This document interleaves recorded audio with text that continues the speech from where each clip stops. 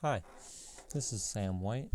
So I want to start this video out with a picture of my team at our last competition. As you can see, that's me, the nice looking guy holding the award. But then these are all my team members. And of course, we're wearing the hot color of pink this year. This is Noah, this is Alec, and that's Vladik.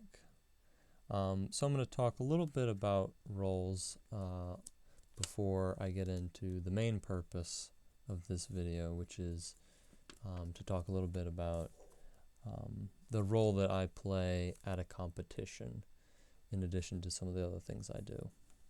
Okay, so Noah's our main programmer. He's awesome. He really loves to work with the PID program. And also does a good bit of CADing of our designs. Alec is great at designing, building, and Vladik also participates in the designing and building, as well as the recording, writing, and the engineering notebook that we keep. And I'm the team leader. I keep us moving forward. I try to participate wherever I can, whether that's designing or building. In the engineering notebook, typically you'll see a good number of diagrams where they're labeled in all capitals. So that's me for when you're looking through that PDF. So I have this picture up because at our last competition, Crunch Time, which was, I want to say February 6th, we did really great. In qualifications, we ended up number 2 overall with an undefeated record with 486 SP points, I believe.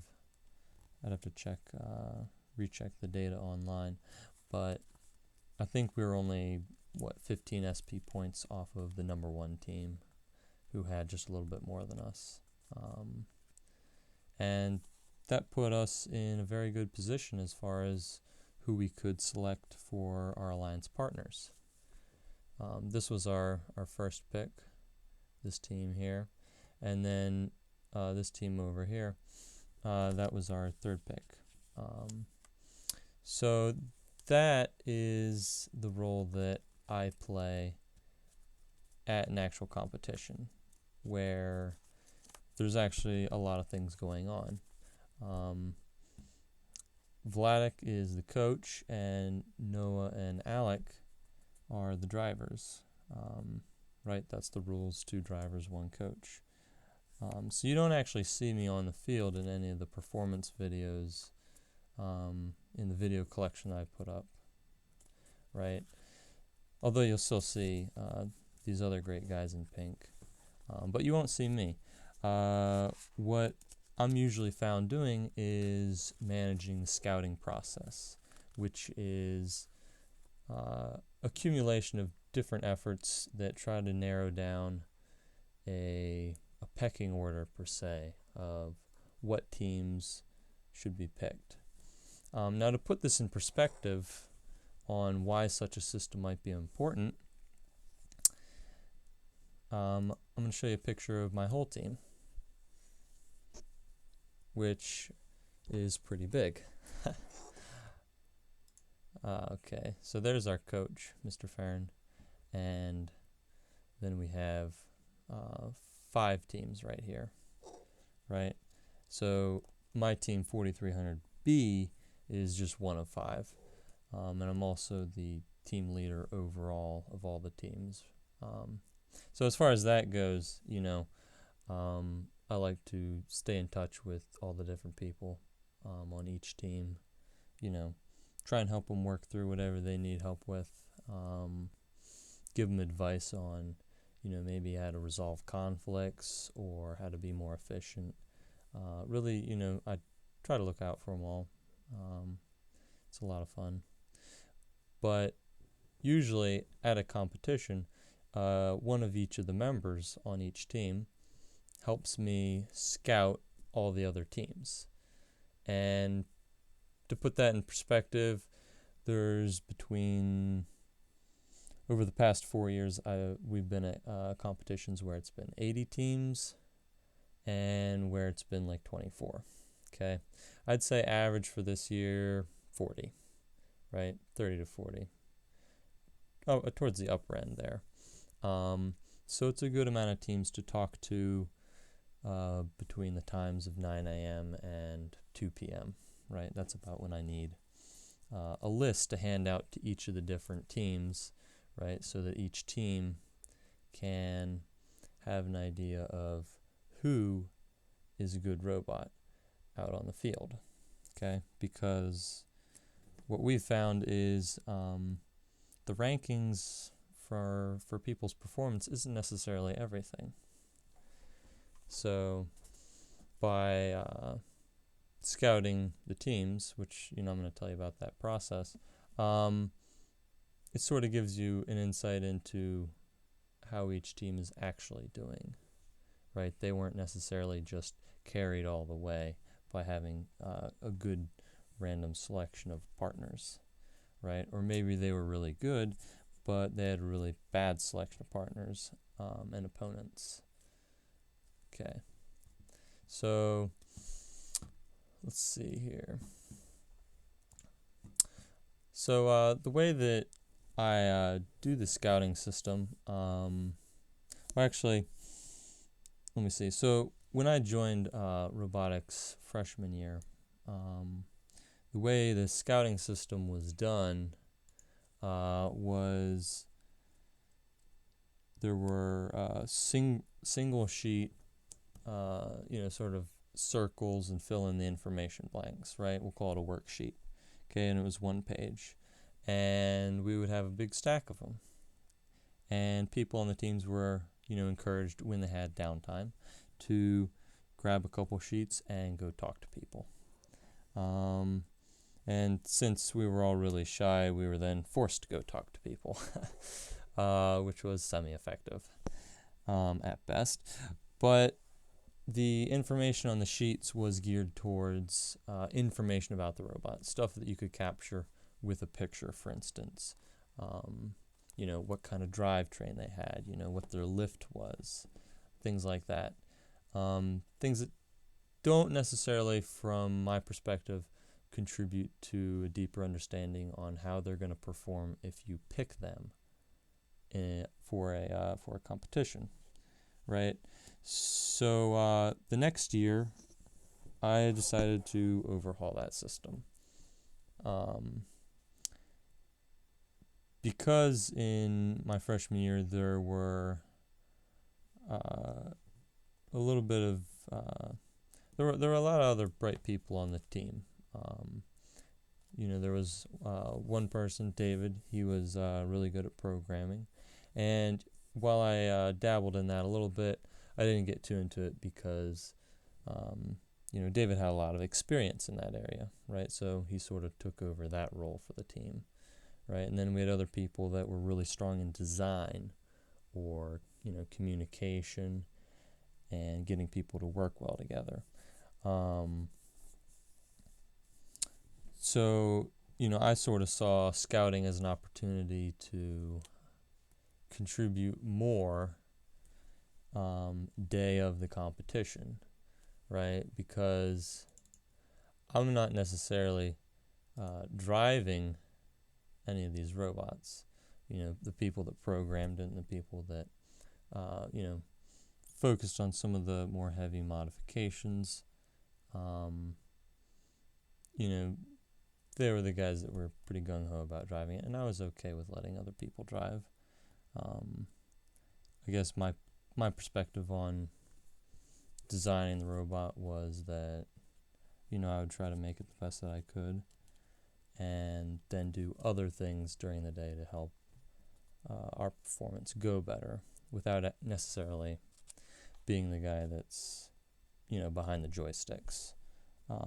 Not to say that I haven't done that a little bit, but that and coaching. Okay. So when I started to evolve the scouting system, I looked at what do I want to measure, right? We had people talking to other teams, right? We would go out with that single page and fill out a little bit of information awkwardly, asking them, how many wheels do you have? Is that a 6-bar or a 4-bar? So I wanted to collect data if we were going to have an interview on information that could be used to make a better decision. And then I also wanted to process this information a little bit better than, a bunch of the seniors sitting in a circle, 30 minutes before you have to make a decision, sorting through the papers in not really, an organized fashion or one that was really effective. Okay, so I decided to use Excel, and I'm going to pull up what my Excel data sheet looks like right now.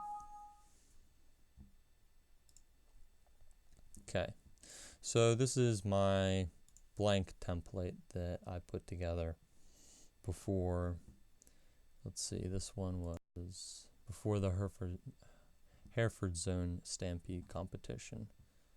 Okay, and that was on the 5th of December in 2015. So what I do is I pull a list of the teams offline, off the internet, right? robotevents.com. Okay, and things that I'm measuring this year would be autonomous score. Well, that's something that I measure every year, right?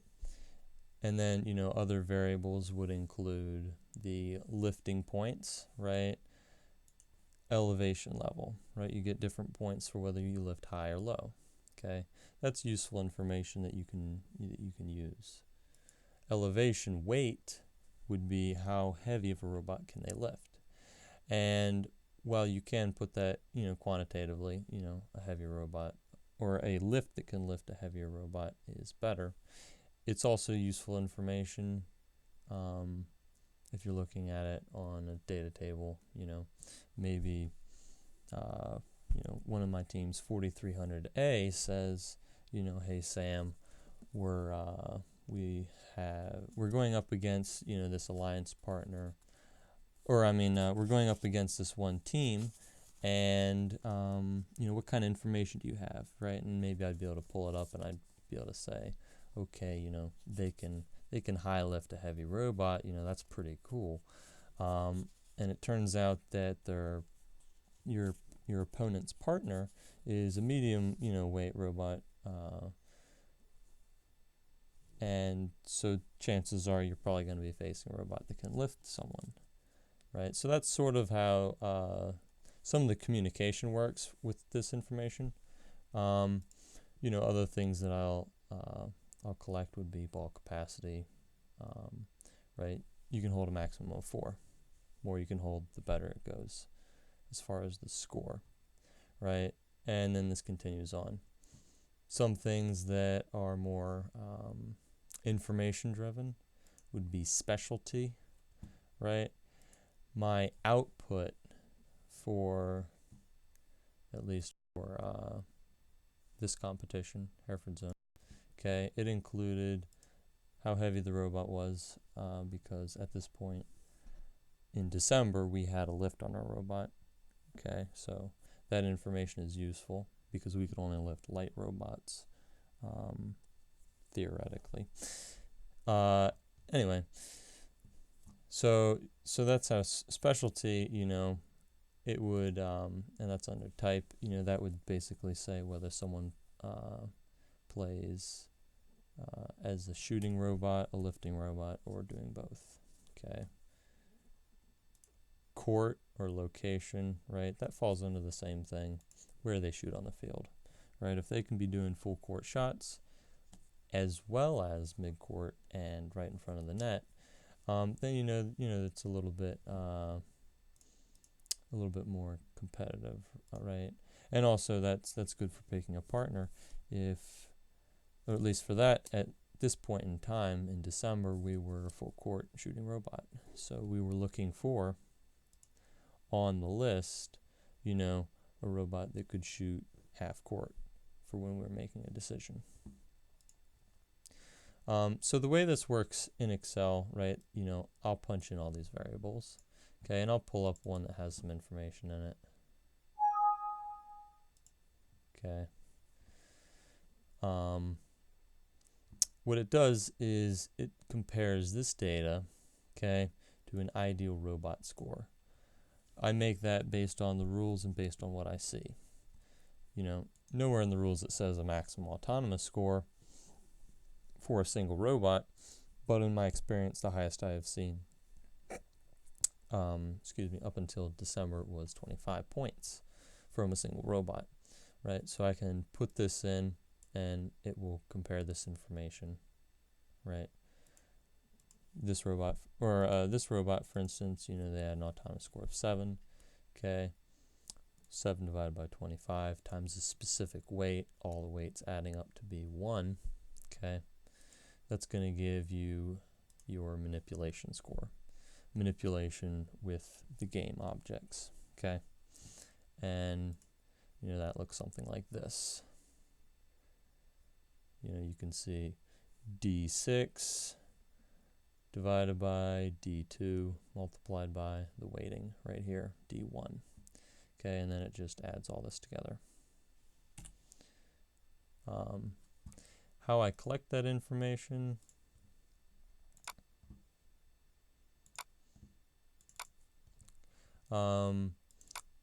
instead of a full-size sheet, I use a quarter sheet.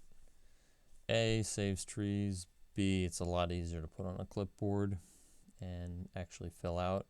And reason C, I've gotten pretty good at this, and on some matches where I'm not, or at least some competitions where I'm not getting a lot of help for scouting, sometimes I'll be filling out 2 or 3 of these at the same time, for 2 or 3 or 4 different robots in a 2-minute match. So to be able to put 4 of them in a nice square on a clipboard, it's a little bit easier than flipping 4 pages. So what I'll do before a competition is I'll write a team number and a name on this based on who's showing up.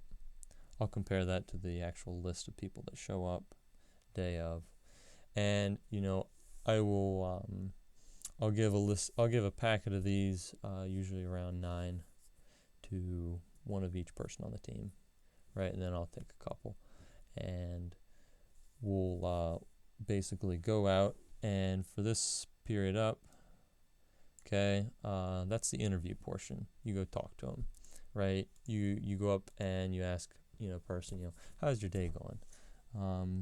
Do you think you have a couple minutes to talk to me about your robot? Right, and they'll say sure, because everyone at a robotics competition loves to tell you about the robot. Okay, and so you're going to ask them questions, right? Autonomous score, useful information. Elevation, most people don't actually elevate, which is, or at least at the competitions that we've been to. So if it doesn't look like they elevate, we don't ask them that, right? But then we go through all the other things. The reliability and efficiency, that's the next portion of this. What I found the first year when I was doing scouting was that not every team is who they say they are, right? When someone's interviewing and they're asking about your robot, you're going to tell them the nice details. You're not necessarily so inclined to tell them that, your last match, your launcher broke, and you don't actually shoot, the high goal with an autonomous score of 4 out of 4. You now shoot 0. And that's hard, right? Some people are more honest than others. Some people are just misinformed because, they don't talk with their teammates. But that's a pretty big variable. Okay, so what we do is we actually watch each of the matches, one match for each robot in the competition day of, right? So that works like this. You interviewed them. Okay. From the match list, I'll put a match number on each team sheet, and then whoever has that, this quarter sheet, right? Whoever has that quarter sheet, they're going to go watch one of their matches, verify this information, change it if it's, inaccurate. Otherwise, they also fill out the rest of this, right, where they can write comments and fill out a 0 to 10 on reliability and efficiency. Okay, and this big P in the corner, that's for picture, because some robots out there are so cool, you should probably take a picture. Or, and this happens a lot, I see a team design that is really awesome. For instance, the piston design for this year, I was at a competition and I saw a team that had a really awesome piston design. And our rookie team, which is working with that concept, I thought that a picture of that would be really cool and helpful for them, right? Because that robot was doing really cool, or really, really awesome, right? They were making full court shots really fast. So I asked the guy, hey, can I take a picture? Can I take a video? And then, he said yes. He had no problems with that. And then I shared that with my rookie team. So that's how that works. And all that information that I just showed you, that turns into this and this, the reliability and efficiency. Okay, and the reliability and efficiency, that generates a match grade score.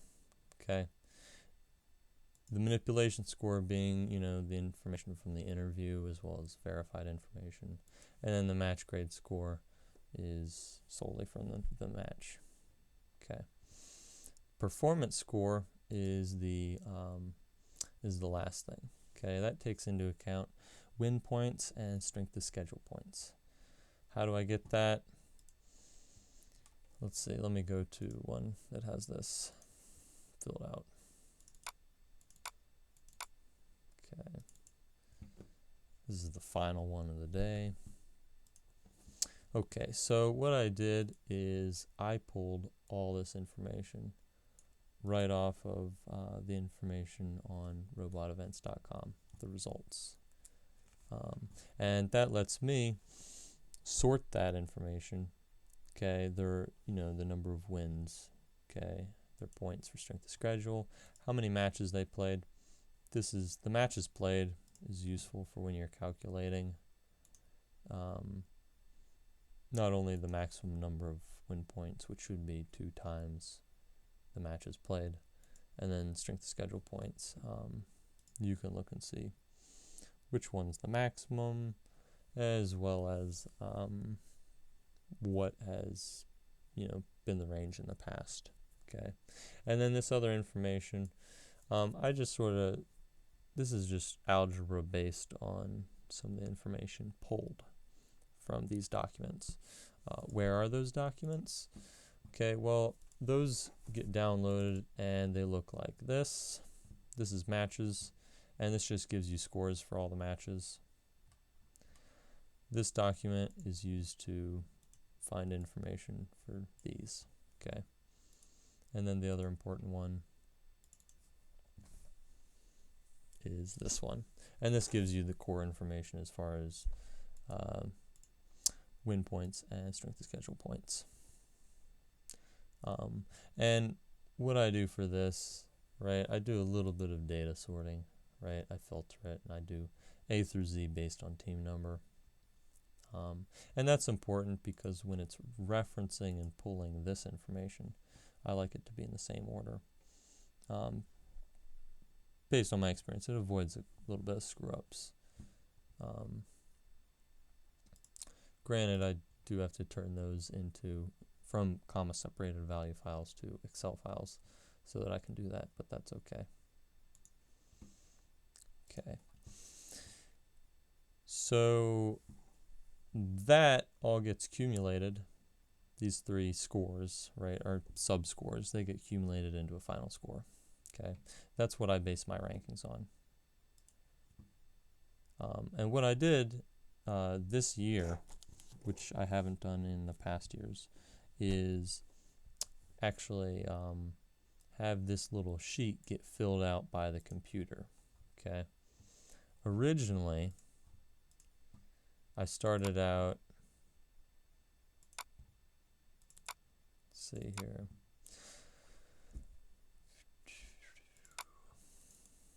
I would print out this, and I would get 4 teammates, and we would sit in front of the computer for 20 minutes handwriting this out. That's not efficient. And you also get some hard handwriting, but it became a time crunch, and that wasn't necessarily that cool. And because people have phones nowadays, I decided to skip the handwriting part, have the computer generate it, take a screenshot of or a screen capture of this portion, right, and email it to them, the people responsible for making the decision, whoever's up there with the robot saying, I choose team number. The other thing this lets me do is see the information, and if I see that there's holes in the data, I can make sure and check that, fill that out. That's been useful to see how the information comes together, and it avoids some of the headaches. As far as where I'm looking to go with this being my senior year, I'm going to leave robotics, and they're not necessarily going to have someone who creates and maintains this Excel sheet, right? I mean, it's a big job. So what I'm looking to do is I'm looking to possibly go to digital input, right, as well as the digital output. An app for Android, Windows, and OS that lets you put in the information from this, right? And not only put it in, but also modify it and create a new one for each year, right? Because that's important. I'm going to be off at college, WPI, and all the other people in the robotics team, they're not going to have this component. Why is that component important? Well, it's important because, I wouldn't have gotten here if I didn't know that this team, which was, someplace, I want to say 35, they were in 35th place, and they got picked, they were the 18th team to get picked, right, or 17th. Why were they picked so much ahead of their rank? Because they had a ton of SP points. I knew that they had gotten a crap random generated a combination of bad partners or really tough opponents, and they were a pretty good robot. The rankings didn't say that. They were flying under the radar. And there were actually a lot of teams, even better than this one, that were also flying under that same level of radar. Now, some of those which were really obvious, like ones that had 500 SP points and, maybe one win, well, they're a good robot if they got 500 SP points and they're losing, right? They're going up against the top teams without a good partner, okay? So that's why the scouting piece is important. The other thing it's important for, right, we're looking at 5 teams, right? 25 kids. For each team to sort of do that process by themselves, that's also not efficient. And, I'm there and I watch, all the things that go on, and, the people driving and coaching, they don't have time for that. They simply don't. it's actually just a stretch to steal one person from each team. But if one person from each team works together on this process, right, and I educate them on how to do this best so that we get pretty even results, then you start to get a collaborative effort that produces something that each team can use. Right, so back to where I was going with that, I kind of want to make it something that I can pass down, right? And to be able to pass down, all this cool Excel stuff, right?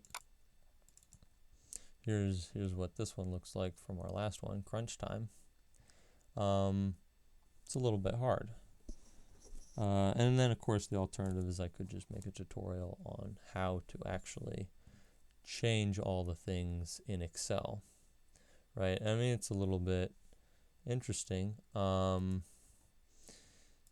You have a lot of different things going on in here that someone not fluent in Excel might not understand, right?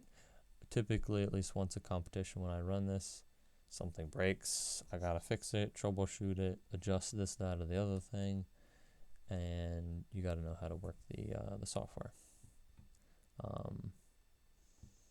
For instance, I've had it where it's not necessarily looking up the correct team, so it's displaying the wrong VEX rank. VEX rank being the rank based solely on performance. That's that scrolling list during the competition. And I sort of pull that up right next to my score so that when it is printed out, there's a little bit of comparison where, my sheet said, this team was number 1 and, the actual rankings said they were number 7.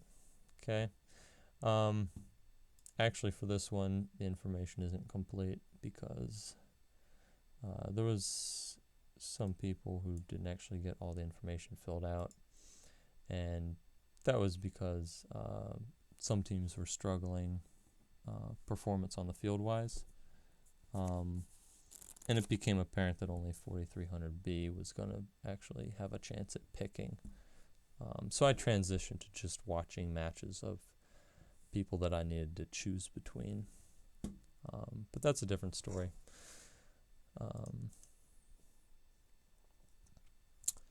Cool. So I wanted to thank you for listening to this. One thing that I thought was pretty cool. Well, actually, I had a lot of fun with this back when I did it. But I got to mess around with a PHP program that would actually pull that data off the internet. Let's see if this was in last year. Yeah, PHP files. Let's see. Okay, so this is what they would look like. Each competition has a cool little ID tag on it, and I would use this along with the hyperlink, okay, for the file, that comma separated values file that I download.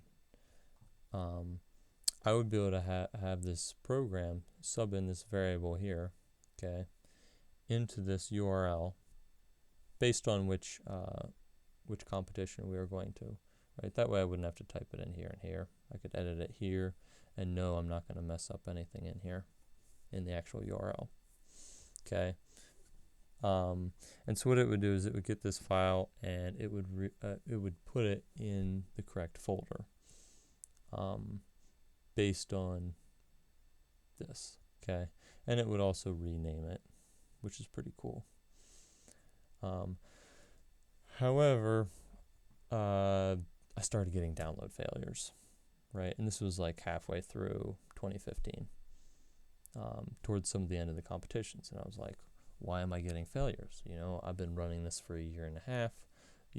I've been able to, click and drag this file, drop it onto the PHP program, and bam, I would have the files that I need without having to open up my web browser and navigate. And that was a lot of fun. But, I was getting these failures. HTTP 403 error. Okay, and basically, robotevents.com was actually preventing my program from pulling the file from them because it wasn't necessarily an authorized access method anymore. So they must have updated their end of the bargain, and they didn't want, programs pulling the file off without actually being an authorized web browser. So I don't actually use this anymore, but I thought I'd share that. That was a step along the way of the process of actually doing all this scouting stuff.